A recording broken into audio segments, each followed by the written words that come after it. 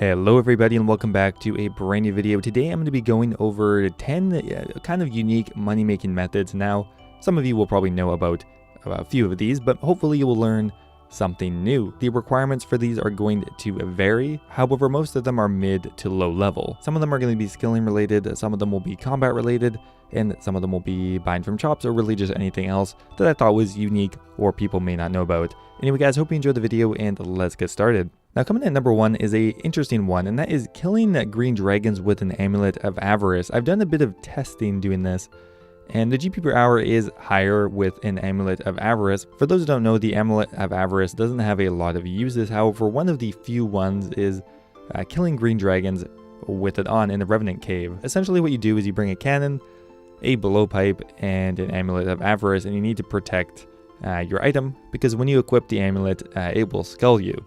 Now what it does is it makes any drop in the Revenant Cave noted. Now this is not that useful, however for green dragons, since you can kill them so quickly with a cannon and the drops stack up very quickly, having them noted actually is a pretty big benefit. While wearing the Amulet of Avarice, this can bump up your GP per hour maybe 300 to 400k, and you're also getting a bunch of range experience at the same time because you are cannoning. Now with that said, you don't want to stay here for an hour at a time. You probably want to bank every 10 to 20 minutes or maybe 20 to 30 minutes depending on how risky you are feeling, because it really does not take that long to get back here. And I think this is one of the reasons why this has not become a mainstream method, because the banking time here is already very low, that keeping noted things in your inventory is just adding an extra risk for just a bit more GP per hour, but still an interesting method. I would give it a try. Coming in at number 2 is PKing people in the Revenant Cave, especially at green dragons.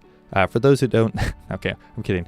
Coming up next is actually farming some lesser known crops. While most people do herb runs or even tree runs, a lot of at least regular accounts won't do flower patch runs, bush runs, or even cactus runs. And while they're not as profitable as other methods, they can still net you a pretty decent profit. The first one being limpet roots. They can be grown at an extremely low level, and they only take 20 minutes to grow, and each limpet root is worth 800 each. Now you may not want to go to every single flower patch in the game, because that'll be a lot of running for just 5 or 6k each. However, if you condense it into one area like the farming guild, you can quickly go through a few different plants and maybe get 30 to 40k in profit. So limpet roots, you can get like 5 or 6k per plant pretty well.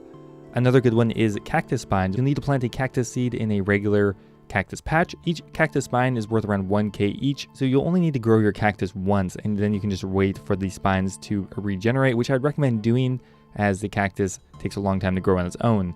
Another really good one is white berries. Currently they're not worth a lot. In the past, white berries have been worth 600 to 1k each, and you can get that directly from a bush patch. And last up here, another option is snape grass, which you can grow at level 61 farming. It can net you about 3 to 4k per patch as well, and all that can be done directly in the farming guild. Coming in at number 3 is gem rock mining. Now there are 2 locations to do this. The most popular one is in Shiloh Village. I think this is one of the most underrated money making methods, especially since it actually trains your mining skill as well, which is generally a very slow skill to train. Mining gemstones can net you around 40k an hour just in a mining experience, as well as, well, like 400k to 600k an hour in GP. Now you will need a few requirements to get the maximum amount. The main important one is getting the Karambwans gloves 3, which will give you a more direct teleport there. One tip I would recommend is always keeping a charged Amulet of Glory. A charged Amulet of Glory will actually increase the speed of mining gem rocks. Who knew, but it's extremely random. So if you're looking for a way to train mining and make money at the same time, mining gem rocks is actually extremely viable. Coming in number 4 is buying kegs of beer from the long haul in Relica. Kegs of beer routinely go for 1k or more. Currently they're worth around 1200 on the Grand Exchange, and you can buy them for 450 from the long haul. And they actually sell very quickly because it's used in a quest, as well as people like to get drunk, I guess. Now there are 2 methods of banking the kegs of beer. You can teleport directly back to a bank and take the fairy ring back, or any other teleport you have to Relica. You can put your house portal there, which is probably one of the more convenient ways to do this, or you can bank in Yatizo. This method is extremely easy, has minimal requirement. I think you will have to complete the Fremennik Trials quest. Besides that, that's pretty much it. Coming up next is killing black unicorns. Now, almost nobody does this, and it's not a ton of money per hour, but black unicorns have a 100% drop rate of the unicorn horn. The unicorn horn is worth around 400 GP currently, and is a pretty in-market item, so you'll have no problem selling it. However, the only place to kill the black unicorns is in the wilderness, so this is perfect for mid-level to low-level accounts. You don't need to bring a risk of any sort, just a main weapon, as well as some defensive armor and some food. The main spot for unicorns is located around level 15 wilderness, and is found around the Graveyard of Shadows. They're really weak, they only have a max hit of 3, and have a 100% drop of the unicorn horn. I would recommend bringing a looting bag, so you can fit more in your inventory before you bank, and it's just overall extremely simple. Coming up next is buying raw Karambwans from Tia Dish's Karambwan stall. This is a store in the Taibo Wanai village. And to actually do this method, you will need to have completed the Taibo Wanai trio quest. However, you can do this at an extremely low level. In the stall, he sells Karambwans for 110 GP each, and you can sell them on the Grand Exchange for 500. So that's a 400 GP profit per Karambwan, and there's 10 per world. So per inventory, you can get around 10 to 15k in profit. You can also consider buying the Karambwan vessels, which can sell for around 700 GP to 1k each per vessel. However, those will sell at a much lower rate. The easiest way to get here is with a fairy ring, and you run north to the village and then teleport back to the Grand Exchange or anywhere else. The money per hour here can vary quite a bit on your speed, but I was getting around 400k an hour when I was actually paying attention. Coming in at number 7 is actually Sulphur Lizards.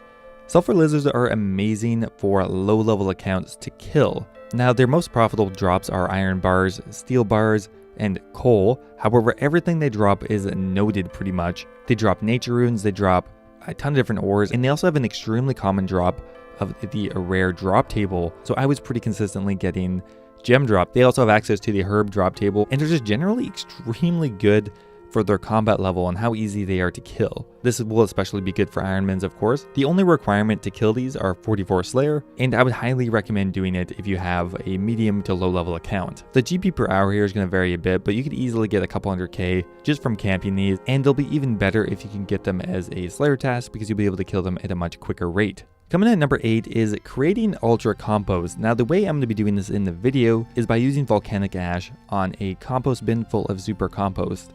Right now, volcanic ash, as well as the ingredients to make super compost, are extremely cheap. I bought volcanic ash for 40 GP each, and watermelons for 15 each. So in total for the materials, it only cost me a couple K.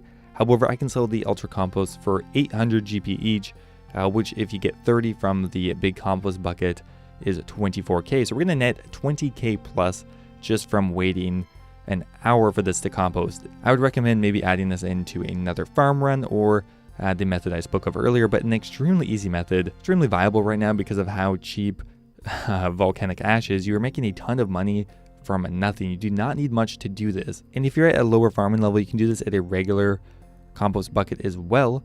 And if you want to make a full run out of it, you can go to all the different compost buckets at the allotment patches and do something similar. You'll just need 25 volcanic ash and 15 compostable materials. Coming in at number 9 is picking up the black scimitar spawn. There is actually a black scimitar in the ground in the castle in East Ardoon. You will need 61 thieving to access it, along with a lockpick. I really don't understand why this is here or who really buys it, but the black scimitar is worth almost 2k each, and that's just on the ground, so you can hop between the different worlds, pick up a full inventory of it, and get around 50 to 60k depending on the prices.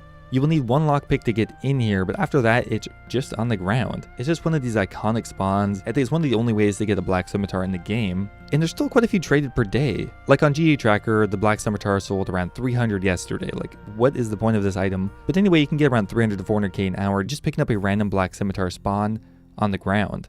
Coming in at number 10 is killing Hespori. This is my favorite boss to kill currently because A, you get a ton of farming experience, and B, you actually have a chance of getting a valuable drop. Now, the GP from their regular drop table is pretty subpar. I mean, you can get lucky and get a U seed or a magic seed, but generally you're only going to get maybe 20 to 50k. However, recently the drop rate for the bottomless compost bucket was released, and it's only 1 in 35, which is pretty low considering the bottomless compost bucket right now is worth 2 mil each. So essentially you're going to get like 60 to 70k hypothetically every kill just with the value of the bottomless compost bucket, which means that a Hespori kill could be upwards of 100k on average. And the Hespori boss is extremely easy to kill. It takes like a minute. The main drawback is, of course, you can't farm it, even though it's a plant. Well, I don't understand that.